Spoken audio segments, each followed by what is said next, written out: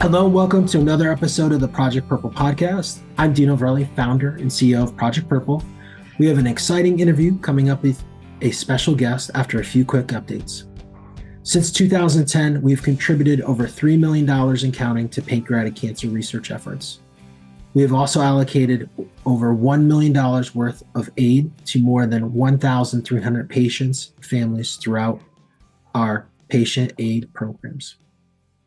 Your monthly or one-time gift can improve patients' lives through research and assistance programs.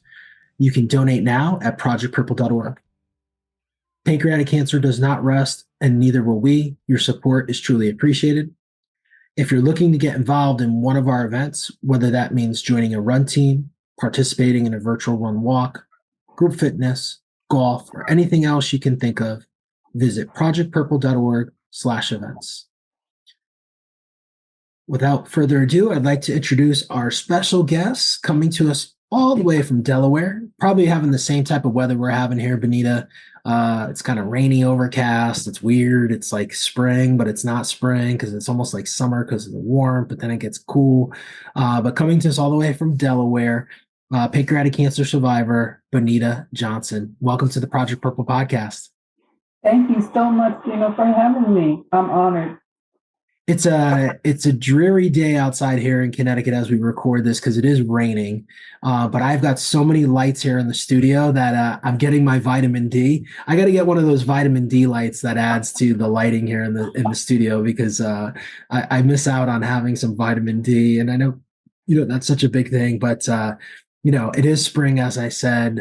It's a wonderful time of year, and I think we're done with snow. That's hopefully a good thing. I know Delaware usually typically doesn't get snow, but I think here in New England, we're done with it, and now we've got spring to look forward. So it's a wonderful time of year, and I know we were playing catch up before we hit record. I know we had you on the schedule a while back, then we had to reschedule, and then I got sick and had to reschedule. So I'm excited to have you on. I know a little bit about your story because you've been involved with us, and I know we were just playing catch up here. And so I'm excited to hear it firsthand. And with that, I'm going to hand over the mic here to you as is customary here on a podcast.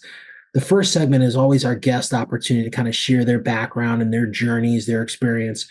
When I got asked if I would consider doing the podcast, I was just pretty much well surprised of all the things that, you think you're going to be noted or remembered for in life. This was never on my bucket list. So, I had to add this to my bucket list of things to do. As we were just talking and playing catch up, I was saying, this time last year, things were, a lot different. In 2000, at the end of 2022, around about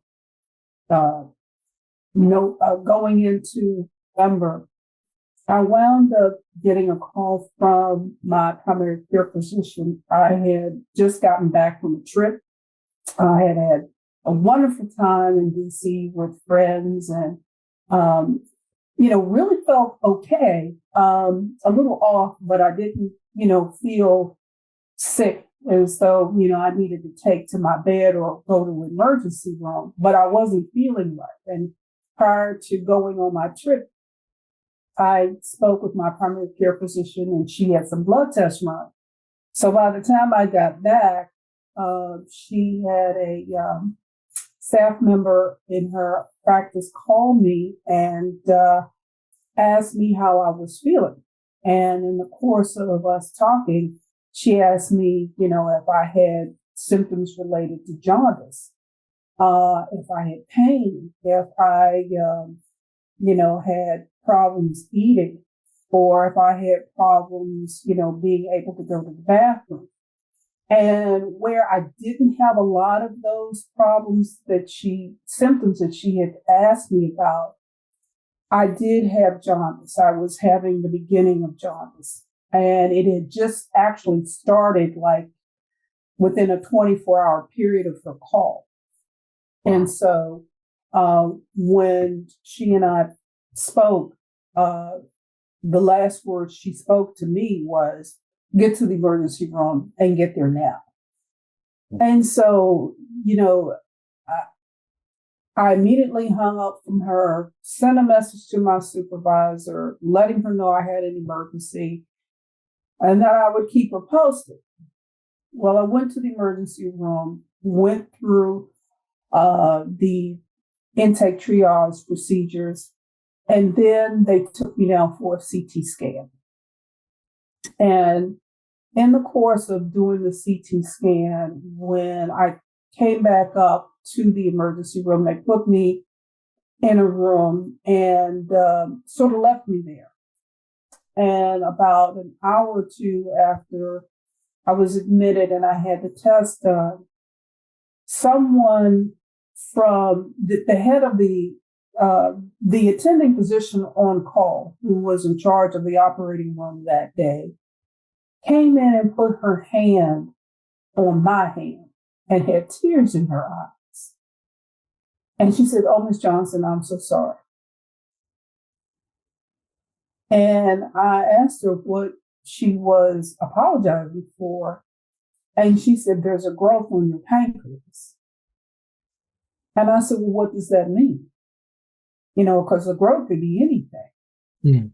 And she said, "We don't know." She said, "But I'm not qualified to really answer any of your questions." She said, "So I'm going to have an oncologist come in and speak with you." Now, if nothing else heightened my sense of worry, knowing that she was going to have an oncologist speak to me really, it unnerved me. And so about an hour later, an oncologist came in and gave me the same spiel, pretty much, and told me, he said, "Ms. Johnson," he said, "there's a growth on your pancreas. We can't tell what it is." He said, "Because we can't do a biopsy." He said, "But we're going to admit you and treat you for your jaundice. And while you're here, we're going to try to get a biopsy." I said, "Okay." I said, "So worst case scenario, what am I looking at?" And he said, "Well, in my experience," he said, "based off of what I was able to see from the TC scan, you have 6 months to live." Mm. And it was just like, I don't know if you've ever seen the movie directed by Jordan Peele called Get Out. I think I have seen bits and pieces. It's for people who've never seen it. It's actually a horror movie. Oh yeah. With the guy, it's a suspense movie, but and the guy keep telling him, "Get out, get out, get out." It's based on all the tropes that that are associated with horror movies. It's like when this happens, you get out. When you get this warning sign, you get out. And the movie is based off of this young African American man who is dating a young white female. Yeah. And she takes him home to meet her parents. Family. Yeah. And through the course of him interacting with the family and going to this, gathering they have for him, he notices that things aren't quite right. Correct. And later on that evening, he's sitting in the living room with the young lady's mother, and they're having a cup of tea. And he confides in her, because she's a psychiatrist, right, that he doesn't feel quite right. And she taps the end of the cup, the teacup, with her spoon. Yeah. And when she does that, that's like a psychological cue. And he falls. It has the visual. Jordan Peele does a wonderful, visual of this young Black man falling through the floor because he's so vulnerable right now. And that's exactly how I felt. I felt like all of a sudden there was nothing but me falling. And there was no way that I could catch myself, and there was nobody to reach out to hold my hand to catch me from falling. I laid there for about another hour until they found a room. They wheeled me upstairs around about 3 o'clock in the morning and told me to have a good night's rest. And I did anything else but that. And so I lay there in bed and I went through all these emotions. I angry, I was frustrated, I was helpless. And I think, all in all, the reasons that I was feeling like this, it was like, damn, I just got to a point where I was feeling good about myself, good about my life. I was exercising. I was looking at retiring in 5 years. I felt I was like hitting all my milestones. And then all of a sudden, I'm faced with the fact that I'm not going to be here 6 months from now. And I'm going to have to go home and look at liquidating all my assets and planning end of life. And just a brief side note, my mom died of breast cancer and my father had a stroke. And he never recovered from his stroke and he had a cerebral hemorrhage. And I had to do end of life planning for both of them at 14. Yeah. So here I am, thinking, okay, well, you don't have as much time as you thought. So I'm laying there in this hospital bed, and I just kept feeling, my mind kept going back and forth to the planning side of me, which is always thinking, to the emotional side of being told something like this. And I just felt like I was cheated. And I remember saying to myself, I've never actually had the chance to be somebody. And now I'm looking at dying before I could even be a chance to be somebody, to do something of significance with my life. So I laid there, and that feeling just festered inside of me until about 5 o'clock. And then all of a sudden, little voice in my head whispered a very famous quote from one of my favorite authors, James Baldwin. And the quote was, "When you were born, your crown was already bought and paid for." And back to, the construct of how racism has made African Americans feel less than in society. And when I heard this quote in my head,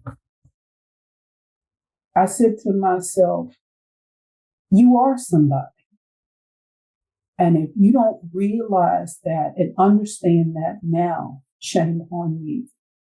And if the world has not recognized you in the way you thought it would, or if you're not making the milestones where you thought you would be at this point in your life, then that's okay too, because none of it matters. After I came to that realization, around about that time, the sun had started to come up. And I said, well, this is the new day. You're going to be treated for your jaundice and see what other tests they can run. and then you'll look at what you're going to do going forward. The problem is that I was treated for my jaundice, but the hospital was so short-staffed. They didn't have enough people that were trained to do the biopsy. So what I wound up doing was checking myself out of, I had a conversation, I had called Johns Hopkins Hospital because I was being treated there for a knee-related injury. So I called their oncology department while I was in the hospital here in Delaware and asked about their services. And I spoke with a very compassionate caseworker and intake person. So At Hopkins. At Hopkins. And so she told me, Ms. Johnson, as soon as you get out of the hospital, if they can't diagnose you there as far as getting a biopsy, she said, normally we want to see what the hospital's, plan of treatment is, because if it's no different than ours, then, you're fine where you are. She said, but if you can't get that, call me back and let me know as soon as you're discharged, and we'll make arrangements for you to be seen. So I did that. And then the hospital sent all my records over to Hopkins. Within about a week of being discharged from the hospital, I had an appointment in December to be seen. By the beginning of December, I actually went in to be tested. And so while I was there, I was given a biopsy. They also treated me for my jaundice to make sure that the clamp, to make sure that the bilirubin was working properly, flowing properly. They probably put a stent in. Did they do a stent? Yes, they did. Yeah, what they did was they put a permanent stent in instead of the temporary stent that was there to prevent me having any more problems of pancreatitis, because I was having severe pain. And so they did all of this in one day. They did all of the testing and treatment in one day, right around the time of my birthday, which is in December. I was in a meeting with my surgical oncologist and my chemo oncologist and a geneticist at Hopkins. And I met with them for 2 hours, and they talked to me about the treatment plan that they wanted to do. They talked about me getting genetic testing to see if I had any other markers for any other forms of cancer, as well as looking at scheduling me for 3 months of chemotherapy before my actual surgery, and then doing six months of chemotherapy after my my surgery. So I'm walking out of Johns Hopkins around the holidays, and everybody's in a festive mood and wearing ugly sweaters and doing their holiday thing. Yeah. And I felt like I had just got the best Christmas present ever. I was, because everybody was worried. I said, "How are you feeling? Are you okay?" Blah, blah, blah, blah, blah. And I'm like, "I'm okay."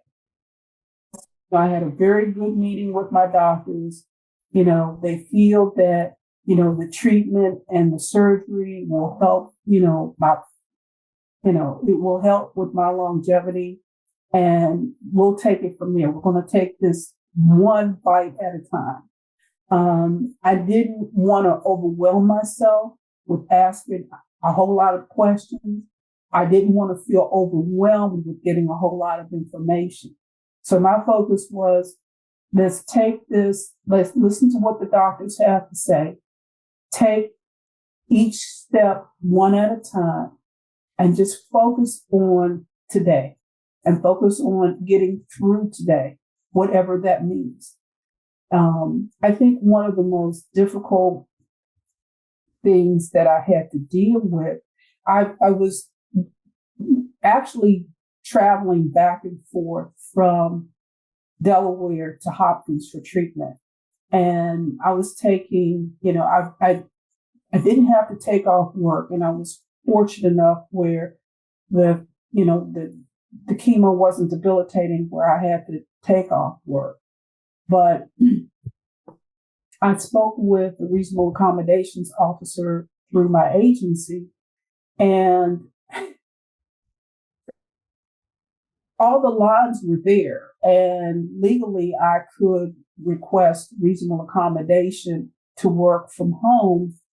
The problem that I had is that management would not grant me a reasonable accommodation to work from home for a year while I was in treatment.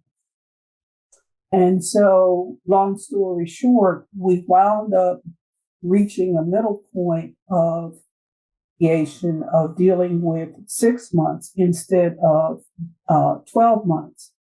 The pain and humiliation that I went through as a human being to literally beg management to reconsider providing me with an option to work from home for 12 months while I received treatment was the most excruciating thing next to the pain that I had to deal with. So crazy. It's crazy because you think in this day and age, you have like this work from home option for so many organizations that, companies I know, even still today, there's this hybrid model that's out there for most companies that, given the circumstance, I don't know. There's certain things here, Bonita, that to me it's common sense, and then there's other things that people do things that you just gotta kind of scratch your head, and I think that's one of those things that you scratch your head and go like, this is like doesn't make any sense, right? There's no common sense to that, and why they would say no work from home when we're in a work from home environment and given the circumstance, right? And I have been working from home for 3 years. Yeah, successfully. So strange. I want to jump in here. You get to Hopkins, and I love that. And I know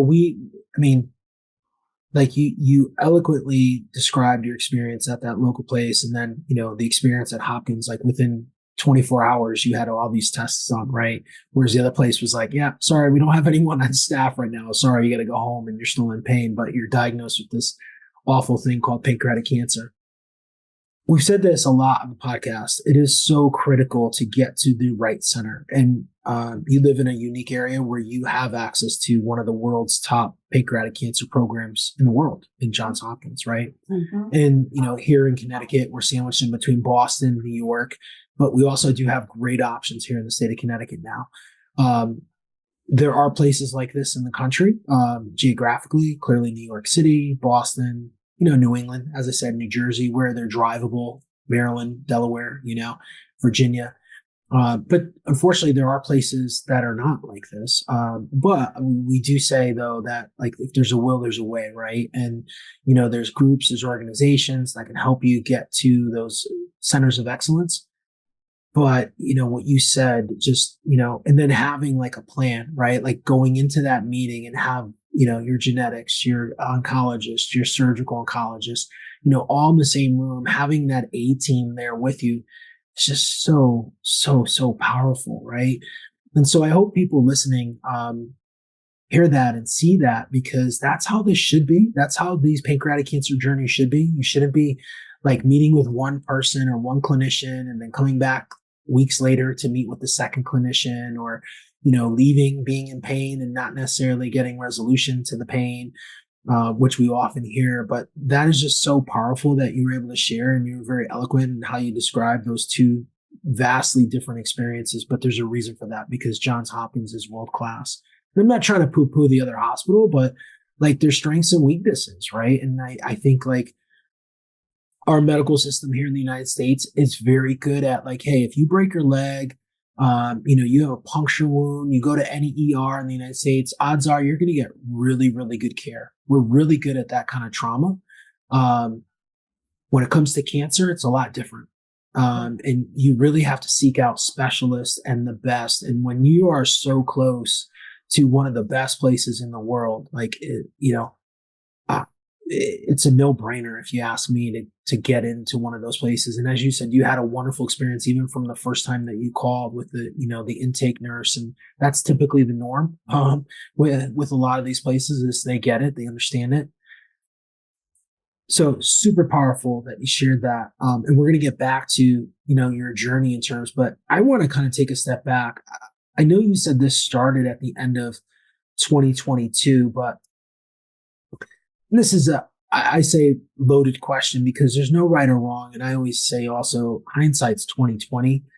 But if you look back previously, I mean, was there any time in the past 20, 30 years where you had maybe you were jaundiced, maybe you had GI issues, maybe you had lower back pain, maybe you had fatigue, and just like, hey, it could be stress, it could be diet, it could be lifestyle things. Was there any of that going on or any other health issues that may have been kind of this precursor to, disease progression or disease start, I guess? And that's real, it's real easy from this standpoint to look back, right? Like, and I'm not trying to we're not trying to point fingers. We're just trying to look at potential symptoms or signs. Well, it's odd that you say that because I remember the first person that I had a conversation with at Hopkins was my surgical oncologist. And he told me, he said, Ms. Johnson, he said, the CT scans and the biopsy look promising. He said the mass is not, he said the mass is small. He said it doesn't look like it's metastasized. And so it looks operable where we may be able to take it off, where you can still have your pancreas. And as he explained all of this to me, I'm saying to myself, well, what did I do wrong? And so, I asked him, I said, I appreciate everything you said. And, you fill me with a lot of hope. I said, but in the course of you talking, I said, I had to go back in my head and think about, my diet and my lifestyle choices and my exercise habits. And he said, well, I'm a pescatarian or dairy. I do vegetables, protein sources is fish and eggs. Yeah. I exercise on a regular basis. I don't drink. I don't smoke. I don't eat fatty foods. I'm on a low sodium diet. And he told me, he said, Ms. Johnson, he said, based on your dietary habits, he said, if your dietary habits weren't like this, it would be much worse. I believe that. And so I was very pleased. And he told me, he said, there's really no right or wrong answer about how people are predisposed to pancreatic cancer. There's really no, it's not like, you have to be genetically predisposed to it. I do know, and there has been a history of breast cancer in my mother's side of the family, which I had a lumpectomy years ago. But when I got the, news about this was different. This was totally different because of the mortality rate associated with people getting this disease. But it was interesting from the first time I met with my oncologist and my medical team. The one thing that I told them, I said, I'm not taking ownership of this disease. I said, I'm not going to, allow this. I'm not going to be defined by this. And I'm not going to use the word cancer. I said, so I'll refer to it as a growth. You can refer to it, however you want to do it. I said, but I'm not going to do that. That's what I'm going to go with.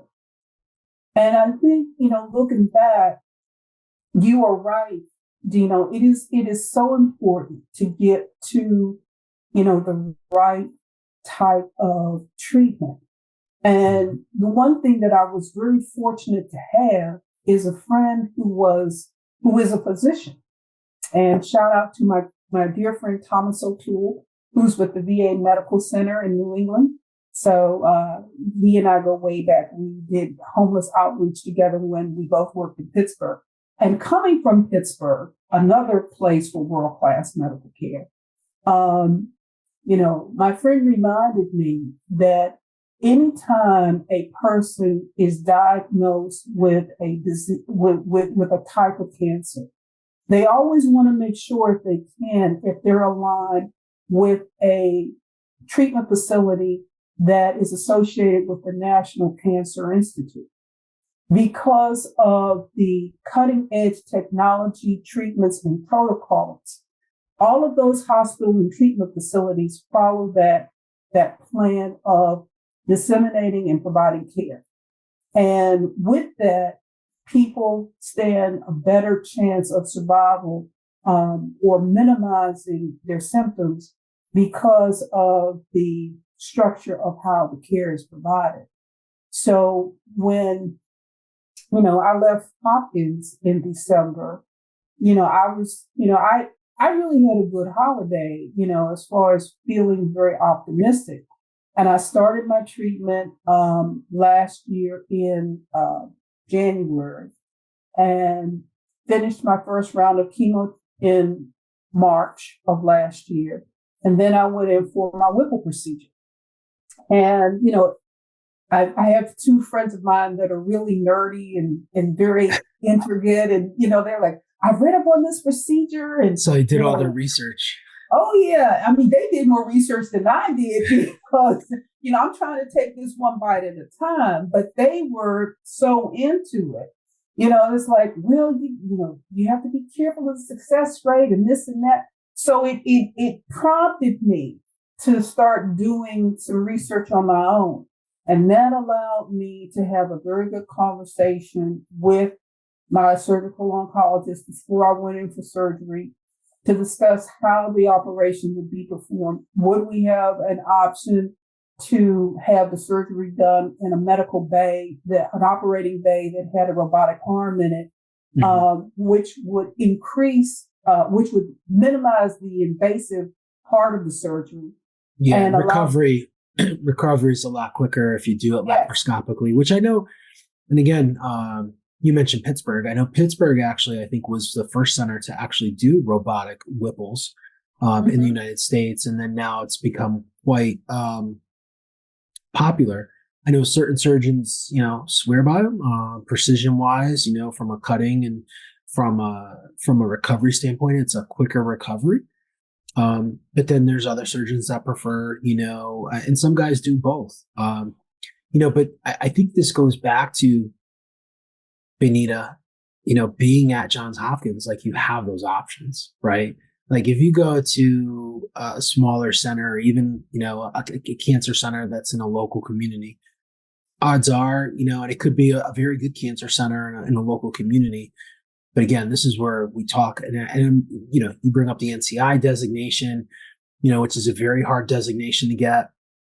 Not every cancer center is an NCI dedicated cancer center. Those are the places though where you're getting cutting edge technology and having options of a laparoscopic Whipple versus a traditional Whipple that leaves sometimes a 12 to 16 inch incision that takes anywhere between 3 months to 6 months potentially for recovery, which delays the start of that chemotherapy the second time around. So I know the laparoscopic, I know some clinicians prefer that because the recovery time and precision is sometimes better in terms of precision, but then the recovery time is a lot quicker, for patients to recover out of that. So I'm sorry, I just wanted to throw that in there because I know that's like something that I think a lot of people don't have the option and don't know about, but it's out there. And that's why I think it's so important that, depending on location, looking at what support services are available to people to get them to have opportunities to go to other institutions if they can. I know when I was in the local hospital in Delaware, they only had one person who Yeah. who was able to do the biopsy, and they couldn't schedule me for a biopsy while I was there, even though at the time I was fine. My jaundice had been subsided. I didn't have any side effects or any more problems that really would warrant me staying in the hospital. So I was being warehoused. And there was a woman in the hospital room with me, and she noticed all of the doctors coming in, talking to me about, well, it could be a cyst, well, it could be a tumor. And then they had one of the heads of the oncology department, come in and talk to me. And he says, well, we're going to go in and operate. I said, how in the world are you going to go in and operate if you don't know what you're operating on? Well, we're going to, and it's like, no, no, no, no, no, no, no. Yeah.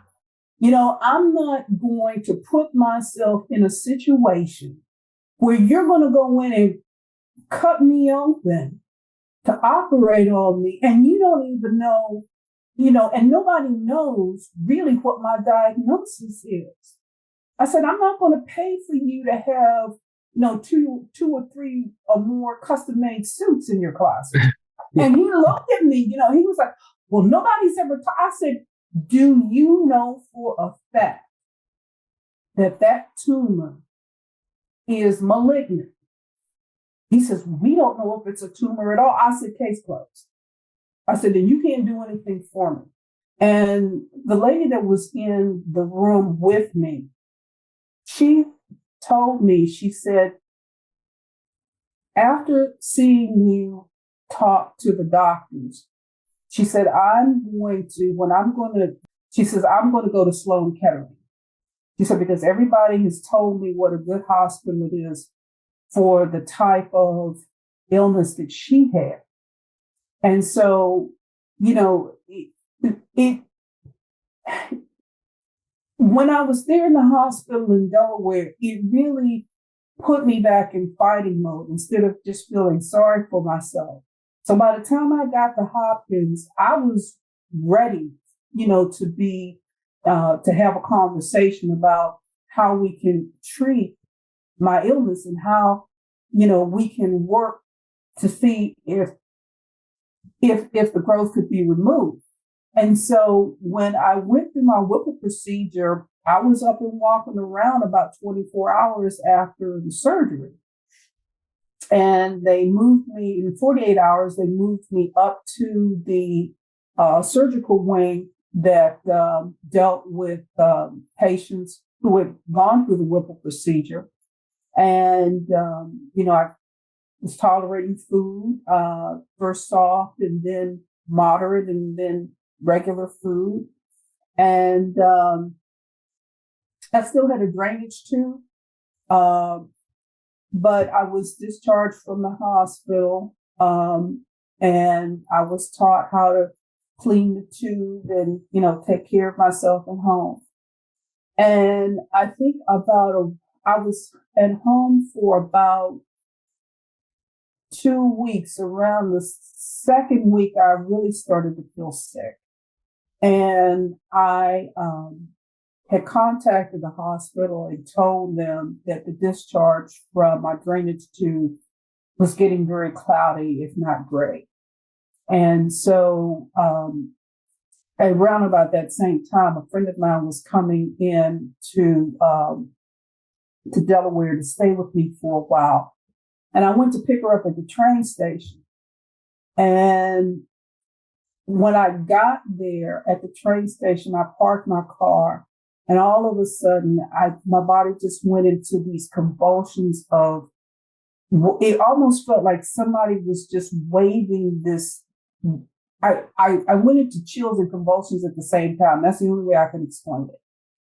And I contacted my surgical oncologist office. told them what was going on, and they said, get to a hospital really quickly. And so when my girlfriend got there, I sat there until the spasms died down and I was able to focus so I could drive myself to the hospital because she couldn't drive me. I drove myself to the emergency room in Delaware. They checked me in. They said, Ms. Johnson, you have a very serious sepsis infection. And so my girlfriend wound up actually going back home, and I got transported from the hospital in Delaware back to Hopkins. When I got into Johns Hopkins, I think about the day after I was admitted, they had someone from the orthopedic department come and see me because my knee, my left knee was also swollen. They found out that the infection had spread to my knee, that I had a joint replacement on. And they had to go back in and do they had to clean out the wound. They had to treat my knee, and they had to put in new hardware to keep me from losing my leg. And, it was the trauma of getting sick again, being transported back to Hopkins from Delaware, and then going over to another section of Hopkins for the orthopedic surgery. And while I was there, at that division of Hopkins, being treated after my surgery for my knee, it was not like the experience I had, at Hopkins, Maine.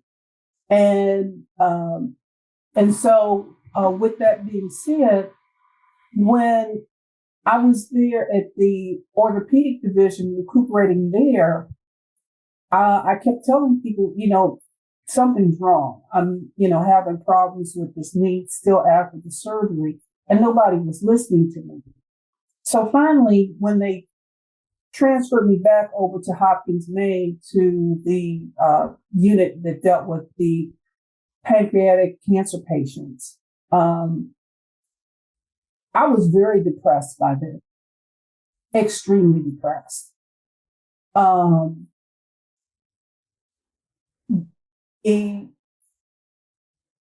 had gone through about 3 transfusions of blood. They couldn't pinpoint a antibiotic that would really remove the infection. And they didn't want to go back in to determine where the infection was coming from because they didn't want to run the risk of, me having any more problems.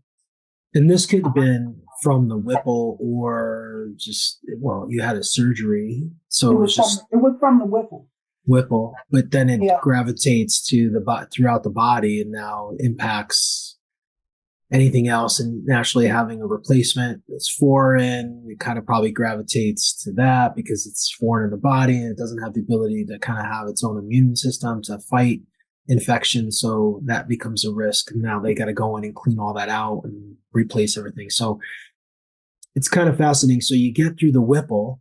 I assume the Whipple was it's a success, right? And now you're just in this recovery stage, but you got to deal with this infection, which has happened. We've had a couple people where that's similar, but not identical, but similar in the sense where they have these post-infections, which can be really nasty. And I think, there's risk in every procedure, right? There's risks in all these procedures. The reward outweighs the risk, right? Clearly.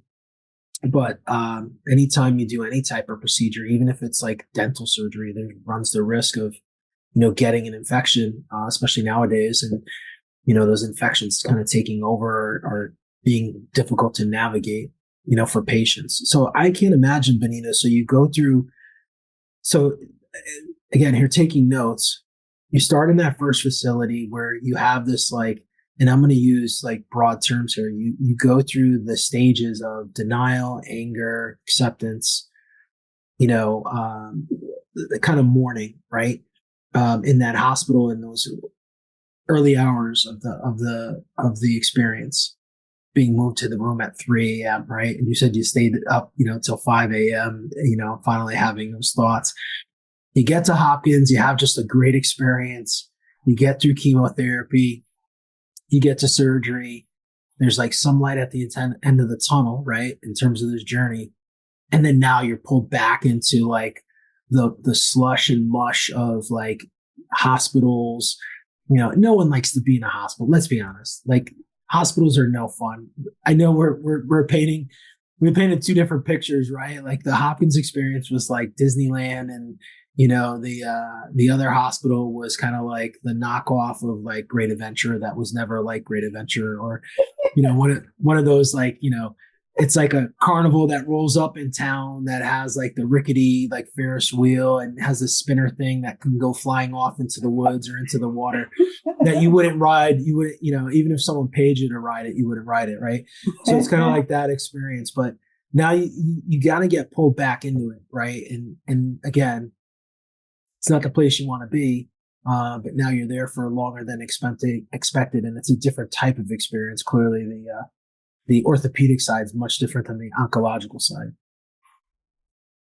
When I start going through after being readmitted into the hospital, I think it was the fact that all of that trauma, all of that stress, everything kind of hit me all at once. Because before it's like, all right, let's go do what I have to do. And I was still working. And then when I had this relapse because of the infection, it was like, well, why do I even bother? What's the point? Yeah. And the doctors couldn't get a handle on my infection. And they kept telling me, well, we're probably going to have to send you home, and we'll send you home with, they were going to put a PICC line in and treat me with antibiotics at home. I said, well, the infection's not gone. And they said, no, it's not. But we just, I said, I'm going to tell you this. I said, if you send me home and I'm not getting any better, and there is, no, said, and you can't treat the infection. You don't know where it's coming from. I said, then I'm going to start making plans for end of life. So because I'm not going to live my life going back and forth, being in and out of the hospital. I'm not going to continue to go through this. And, particularly if, it's going to cause me more physical problems, and, I'm going to wind up back and forth in the hospital. I said, I said, the quality of my life means more to me than that. And, unfortunately, I settled on focusing on something that someone told me when I first got diagnosed. I didn't tell them how sick I was because I didn't want them to know how sick I was, but they knew I was sick. And their response to me was, well, sometimes, when we go through things like that, it's God's way of telling us, that we've done something bad in our lives. Pretty much what they were telling me was, I deserve this. I deserve what was happening to me. And being a survivor of assault and abuse, it resonated, and it really struck a chord that I thought had long died. And so when I was in the hospital, and I told my doctors that, of course they're concerned and they bring in a psych eval and, the doctor, says in 15 minutes of talking to me, she says she's not a danger to herself or anybody else. Mm. She just doesn't want to live like this. And so when I talked with my oncologist, my surgical oncologist, he said, what can we do? I said, just make me better. I said, I don't want to go home and live like this.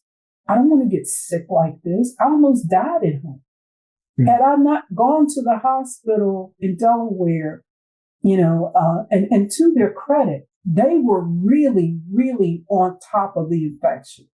When they diagnosed me with the infection, they started me on aggressive antibiotics. They gave me 2 blood transfusions before I was even physically transported to Hopkins. And they worked seamlessly with Hopkins to make sure that I got there and I was okay. So, I just didn't want to go back and forth with that. And that's what the psychologist understood. And when I conveyed that to my surgical doctor, he said, well, okay, Benita. He says, we'll work with you. And I kind of gave him some specifics. I said, listen, I don't want a lot of people in and out of here. I just want to have some space where I'm quiet. I don't want to be disturbed late at night, unless you're giving me meds so I can rest. And the doctors and the nurses were very supportive. They listened to me. They respected my wishes. After I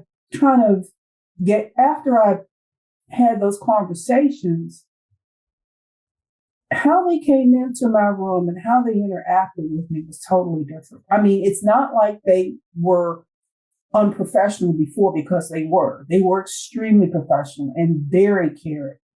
But after that conversation, I could clearly see that they saw me as a human being and they treated me as such. And I think the other thing that really helped me as well when I was there, more so than anything else, was having conversations with the chaplain for the oncology department. Her name is Maura, and she is a wonderful human being. And it was because of her and having conversations with her that I started. She brought me a laptop. She says, what do you want to do? And I said, well, she says, would it help if you actually wrote your experiences down about how you're feeling? So somebody had brought me a journal, and she brought me a loaner laptop, and I started writing.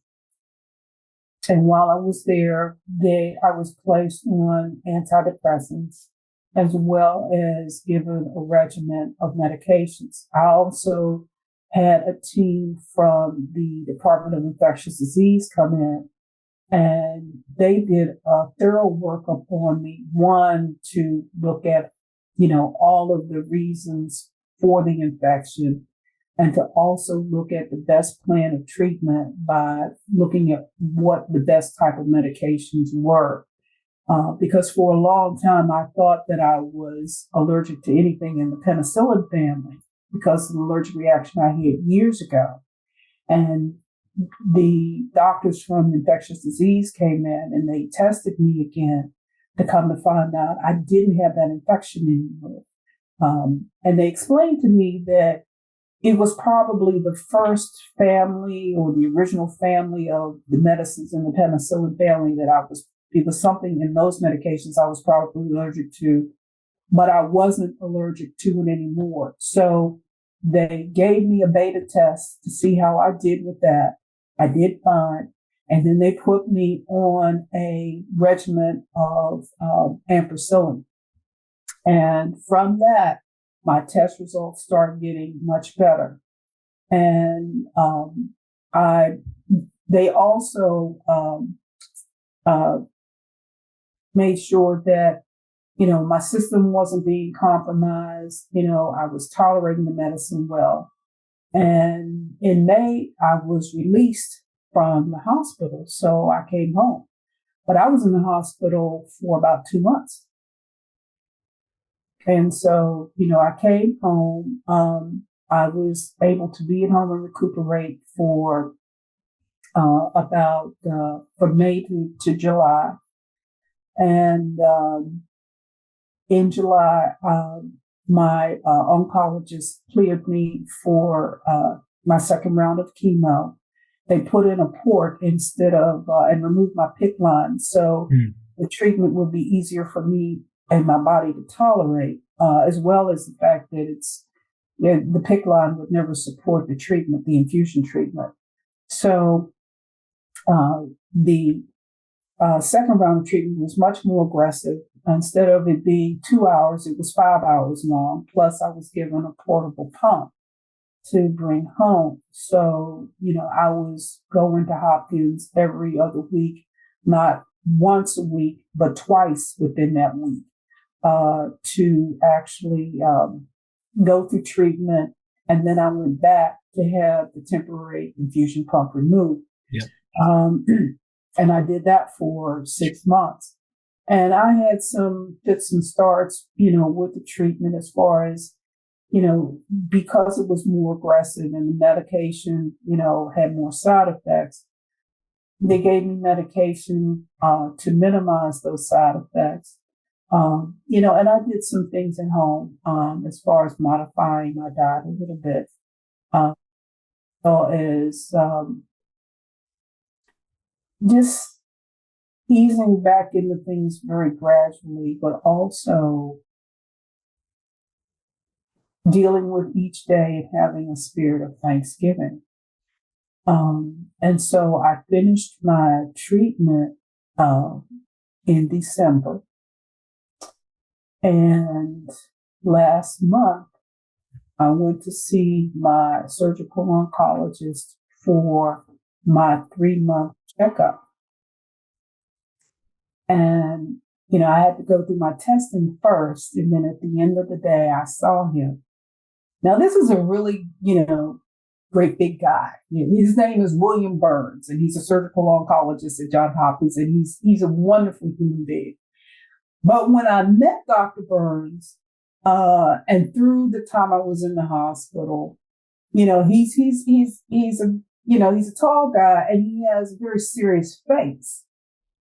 But last month, when I met with him for my 3-month checkup, he opens the door and he has this great big smile on his face. He says, "Give me a hug." So I give him a hug. He says, "Everything looks good." Wow. So after a full year, because you started in January of 23, yeah, which, chemo, and then you think you go right into the Whipple, recover, and then bam, you're back into chemo, which, could take anywhere between, depending on the recovery, but, that from May to July, just recuperating from that infection kind of threw a monkey wrench in the overall plans. And then you start that aggressive chemotherapy and then that in December 23. So for all of 23, it was pretty cruddy. And then now that March 24, you're in the clear, you're doing well, things are going the way they are. So first of all, thank you for sharing that. And that is, I know we jumped in there, the infection piece, there's risk in all these procedures, but, you said some powerful things there. I've never gone through cancer. I've had my share of illnesses, but nothing that compares. And I can't fathom, like you said, like you just didn't want to deal with that, didn't want to live, I think is what, like that way with that infection and just how nasty and bad and painful that can be. But I guess the question here, and this kind of relates to even the cancer diagnosis. I mean, I know we talked a little bit about that first time in the hospital and you had that, like that session where you went from, angry to acceptance.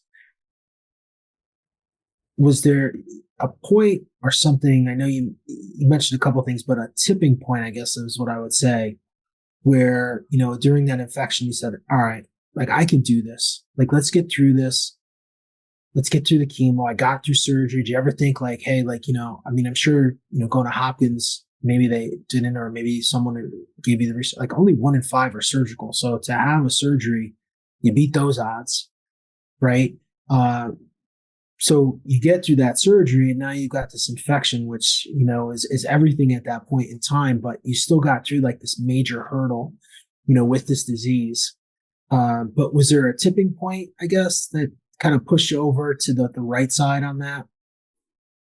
I think, one of the things that I thought about a lot was watching the people that I love literally wither away in a hospital bed.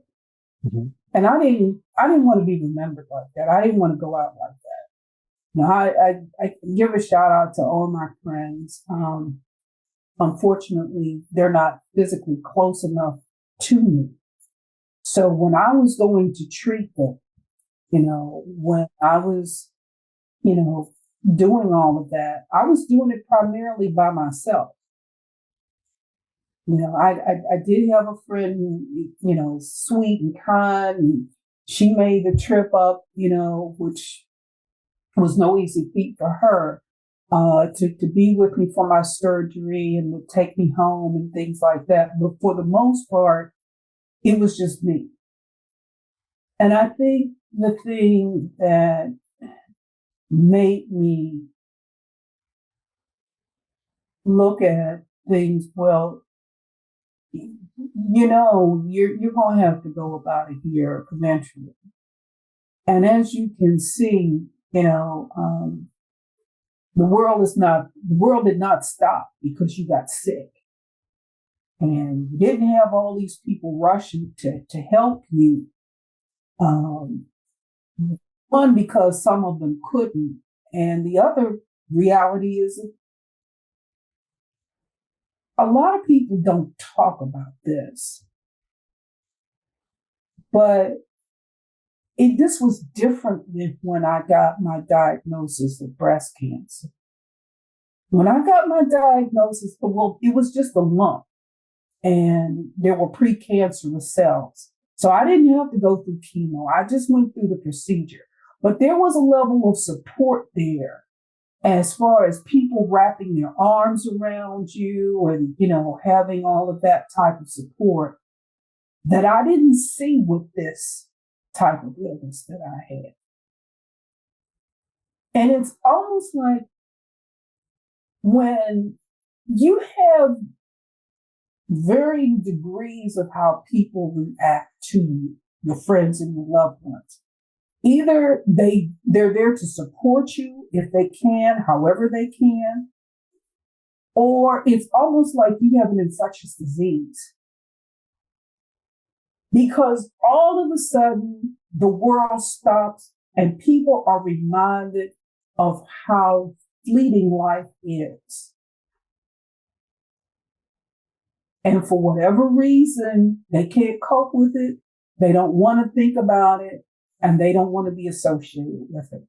And I guess the thing for me that was a turning point was coming to terms with the fact that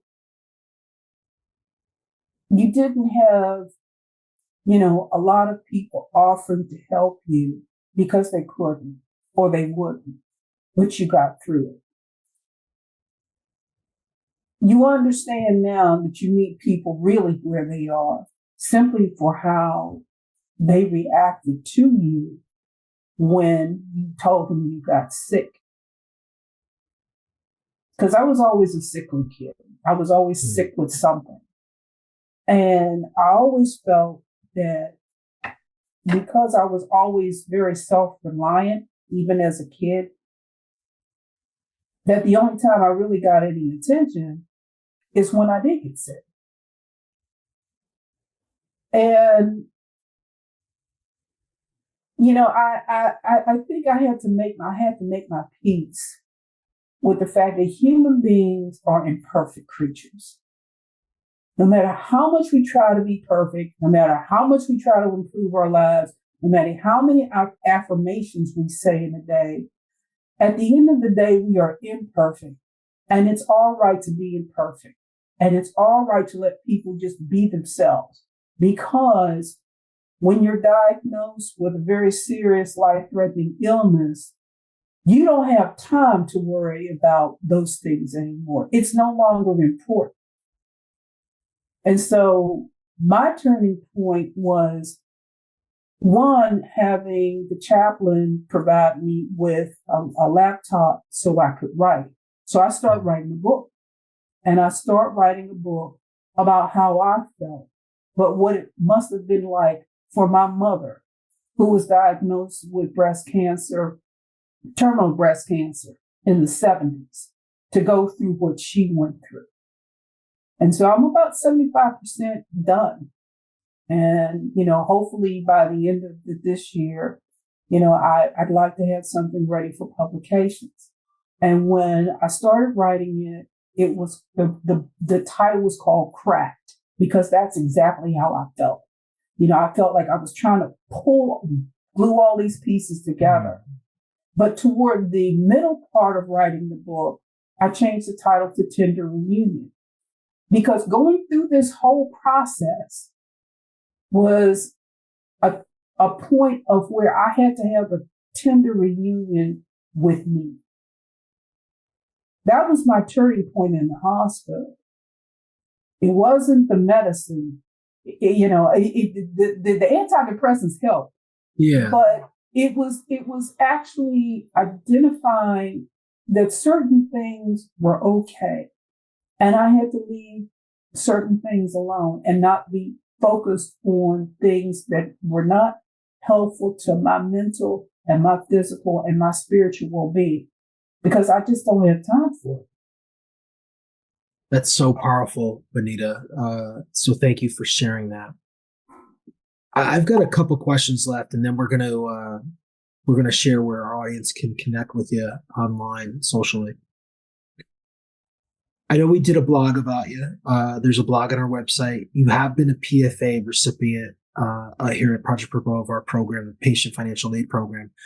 Can you talk a little bit about what the PFA program for you has been and how that impacted you in a positive way, or whether, well, hopefully it was positive, but how is that being a recipient? Because I know we don't talk often on this podcast about, well, we talk about our programs. But it's been a longstanding program that we've had since day one. It is the two main programs that we have, PFA and research, and they've been with us since day one. But I think the PFA program for me in particular has been really special because we're able to impact people hopefully in a positive way as they go through their journeys. There is a financial toxicity to cancer, and that's often sometimes overlooked. We just said all the great things that Hopkins does, but it's not free. We don't have a public healthcare system like other countries. And even in public healthcare systems, they still have private insurance options. So something that I realized in my journey with my dad was that we had really good insurance. My dad did. And insurance paid for most of it. And for what we didn't have, we had, savings and income coming in that we could offset those costs. But I realized being there for everything that a lot of people didn't have that. And, as you dig deeper into this cancer world, you realize that cancer inequity is a real thing. And that sometimes means, the difference between getting quality care and not great care just because of from a financial standpoint. And, in this day and age, like, especially in America, that shouldn't be the case, which is really kind of ass backwards that, we pride ourselves on being the best country when it comes to medical care, but it's kind of like if you don't have the right insurance or if you don't have the right economics, you don't get the best of care, which is sad. And that shouldn't be the case. And so, that patient financial aid program, we hope helps people through that journey.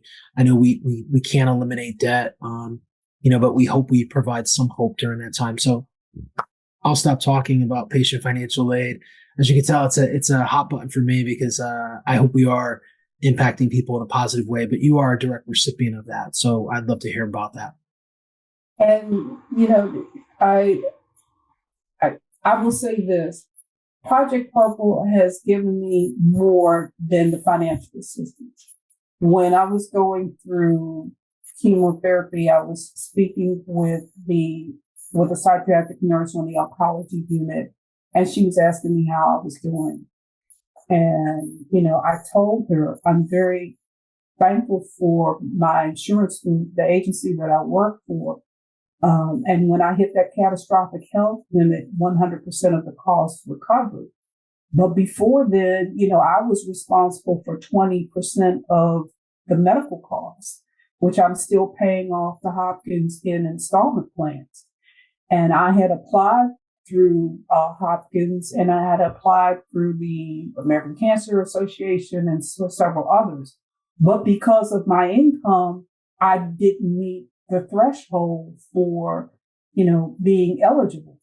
And so the nurse told me about Project Purple, and I had never heard of your organization before. And I reached out and I spoke with Genesis, who is a wonderful person. And she provided me with the application, and I filled it out. And when Genesis sent me the email letting me know that I was a recipient and funds were going to help cover some of the costs from the medical expenses to Hopkins, I just sat and cried.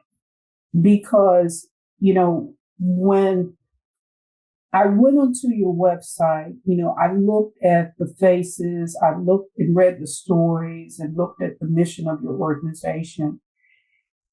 And forgive me for not saying this, at the beginning of the conversation, but that was really one of the things that gave me hope. Because I actually saw people who were going through the same thing that I was going through. Because it is so rare, dealing with pancreatic cancer is so rare. And the type of support that's out there is not as much as with other diagnoses of cancer. And so, when I got the award, I felt that I wasn't alone, that someone saw me as a human being, not as a person with a certain income level or had a certain job or a certain healthcare provider, but as a human being who needed help. And, when I was interviewed for, the blog, I said that, reaching out and to Project Purple helped me more than in financial ways, and if people are looking for that type of support and want to see, or see an agency in action that really helps people who are going through this illness, then, the Project Purple website is your one-stop shop for getting assistance and for also being a part of a sense of a community, which is very important when you go through this, because even though if you have friends and family around you, it's not like understanding what this is and, knowing that there are other people out there who are going through the same thing, and oftentimes, through my journey, I will say this, after reading about some of the cases, knowing what the survival rate is for this disease, knowing what the hurdles are, like you talked about, the people who are eligible for surgery, and what the outcomes of those surgery are. I'm extremely blessed to be here. And I owe that to the love and support of my friends, to the wonderful staff at Johns Hopkins, to agencies like Project Purple, for being there when I needed some help. Well, the honor is all ours, Benita, and thank you for the kind words. I often say this, this group that you're involved in as a survivor is why we do what we do, and to continue to have people like yourself have positive outcomes. So thank you for all the kind words. My last question here, and this is always, I always preface this by saying this is the loaded question. There's no right or wrong to it. It's your definition, your answer is how do you define the term pancreatic cancer given your experience? What is your definition of it? My definition is not to be defined by an illness.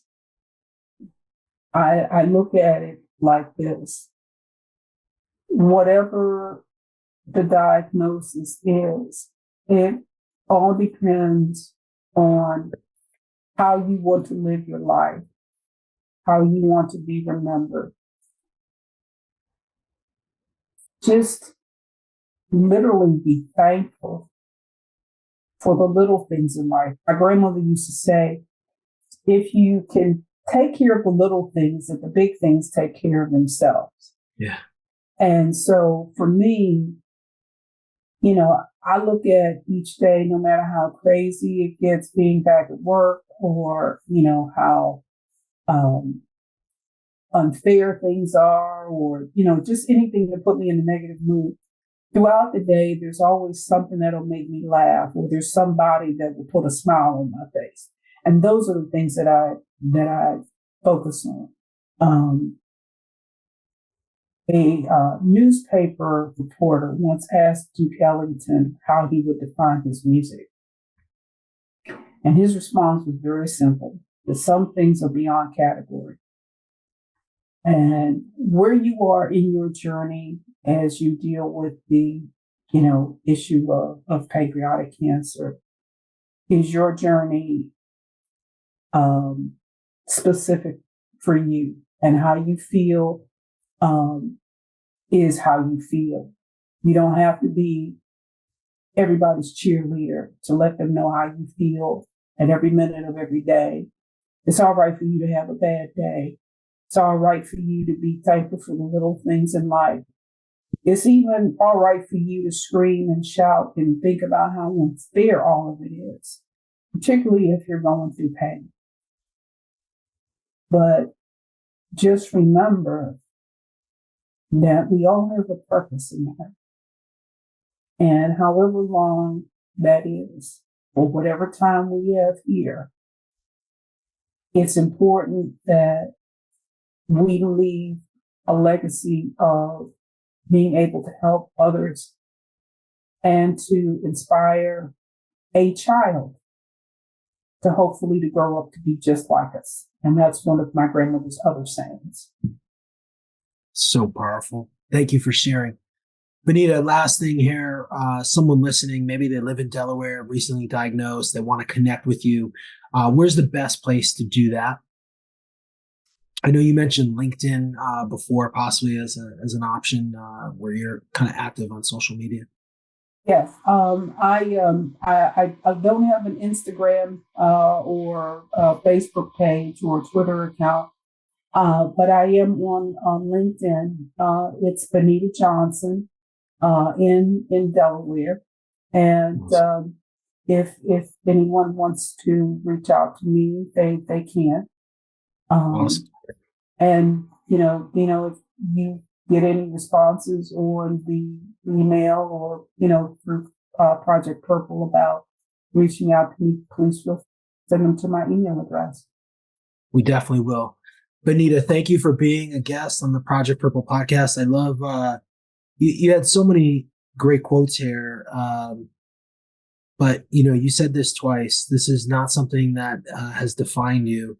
And I loved your quote that you mentioned before from one of your favorite authors. When you were born, your crown was already bought and paid for, which is just so powerful. So thank you for allowing us to share your journey and for you coming on to the Project Purple podcast today with us.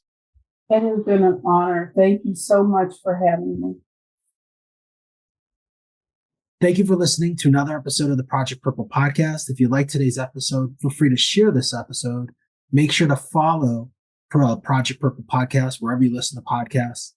That's a wrap of another episode of the Project Purple podcast. Till next time, please be safe. Thanks for listening.